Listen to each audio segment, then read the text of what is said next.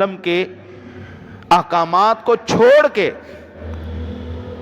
وہ خود اپنی شریعت پر عمل کرتے. آج صبح فجر کی نماز کے وقت میں نے ایک کوٹی پہنی ہوئی, ٹھنڈ آپ کو پتہ ہے, میں بھی ماڑا جا بندہ, تو آ کے کہنے لگا کوٹی نہ پایا کرو جی, لا دو. میں کہا جی کیوں؟ اندے تے اے لکھیا ہے جی. میں کہ حضور مینوں مسئلہ دس رہے ہو یا میرے کو پوچھ رہے ہو؟ مینوں مسئلہ دس رہے ہو یا پوچھ رہے ہو؟ اسی تے پاگل ہیں, 26 سال پڑھ پڑھ کے پاگل ہو گئے.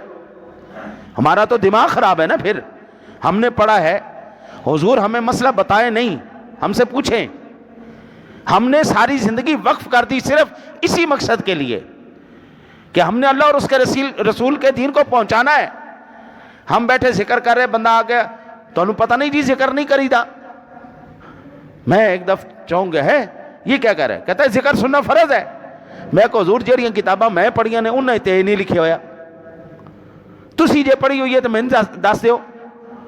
حضور عمر گزر گئی جناب دی, تے تانوں حالی یہ نہیں پتا چلیا کیڑی چیز فرض ہے تے کیڑی چیز فرض نہیں. حضور مینوں دسو نہیں, پوچھو میرے کولوں, مینوں مسئلہ پتا ہویا میں دساں گا, نہیں تے ویکھ کے دساں گا. یار ہم نے ساری زندگی گزار دی اسی کام میں.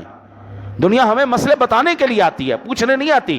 اے دسیا جی طلاق دا جڑا مسئلہ ہوندا ہے, ہاں جی, یہ طلاق جڑی جدوں کوئی بندہ دے دے تے پھر طلاق تے نہیں نہ پیندی. آپ ہمیں بتا رہے ہیں یا ہم سے پوچھ رہے ہیں, کیا کر رہے ہیں؟